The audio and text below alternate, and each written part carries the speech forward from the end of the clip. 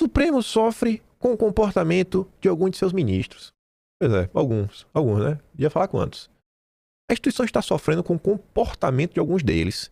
Na atual paisagem política, parece ultrapassado o ponto a partir do qual o Supremo poderia recuperar a imagem e autoridade. Não aquela garantida pela Constituição, mas autoridade moral e política, do ponto de vista jurídico, continuará tomando as decisões que serão cumpridas, né? O que está em jogo é o respeito em sentido amplo. A principal causa disto é o colegiado ter se deixado levar por falta de liderança interna. Falta de liderança? Para a condição de espécie de grêmio referendando comportamentos de indivíduos. Nunca foi positivo para qualquer instituição alguma, em qualquer parte, quando um de seus integrantes vira a imagem dela. Falta de liderança. Ó, vamos lá. O que vocês acham da imagem pública do grande ministro Gilmar Mendes? E será que ele está na parte do que atrapalha ou do que ajuda? Do Dom Pedro III, do Toffoli, do Flávio Dino, do Zanin, que já foram 5. A Rosa Weber, eu acho que ela é bem quieta na maior parte do tempo, né? Você não vê ela aí nesses eventos internacionais. O Mendonça sucesso o quê? E o Cássio. Aí tem o Fux. Aí você tem... Eu acertei na ordem que eu queria. Antes de falar do último que faltou e que ainda está na ativa, você tinha o Barroso. O Barroso! O pessoal já dá o apelido do Barroso de pavão. Imagina por quê, né? Pavão. Será que ele gostava de aparecer? E aí você vê que o último que faltaria para fechar, né, dos que estão na ativa, que é o Luiz Edson Fachin, que fala de liderança interna e tudo mais, ele não viaja para esses eventos como um todo, mas quando você fala, né, de recuperar a imagem e a autoridade, a decisão da descondenação do Lula é do Fachin.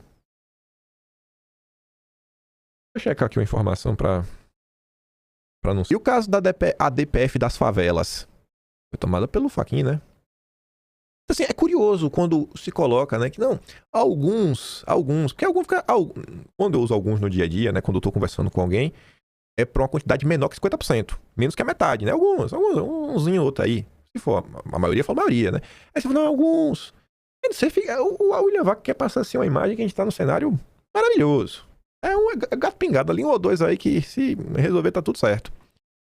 Os comportamentos individuais reprováveis do ponto de vista político, ético ou mesmo jurídico ocorrem. Pra você ver. Não é só a reprovação em tema evento, o cara passeia. Não, mesmo as questões jurídicas também importam pro William Vac.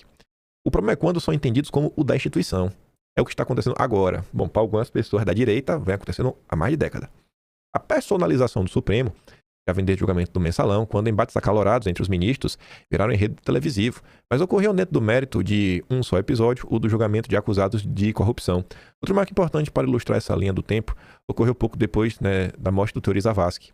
O país suspendeu a respiração aguardando o resultado do sorteio, que indicaria quem ocuparia o seu lugar, pois, dependeriam do nome sorteado, os destinos da Lava Jato.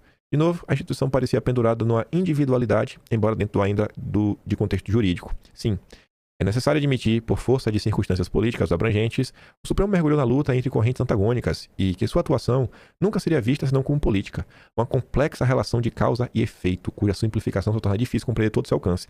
Ninguém quer entender quem veio primeiro, o ovo ou a galinha, quando começa a perseguição com o bolsonarismo. O bolsonarismo é sempre culpado. Nunca reage. Já o Supremo pode ter reagido, né? Não ter causado. Mas o que está em jogo agora tem outra natureza.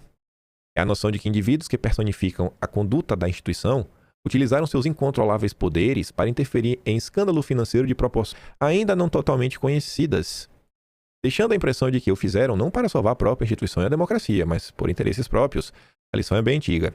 Indivíduos não personificam interesse público, seja na esfera da política propriamente dita e muito menos na esfera da norma jurídica. No caso do Supremo, o principal bem de interesse público a ser preservado é a própria norma, que não pode estar sob o arbítrio de indivíduos, muito menos quando na prática sequestraram a instituição. Trazê-la de volta para um berço, no momento, é pura ilusão. A crise política institucional brasileira passou do ponto de retorno. Vamos para águas nunca dantes navegadas, esperando um timoneiro. Bom, o timoneiro veio aí em 2018, foi eleito, né? E vocês fizeram o que com ele? Primeiro tentaram matar, né? Com a facada. E é o que estão fazendo agora. Pô, mas temos um novo timoneiro, tem um filho dele agora, se chama Flávio Bolsonaro. Aí quem sabe a gente resolve alguma coisa.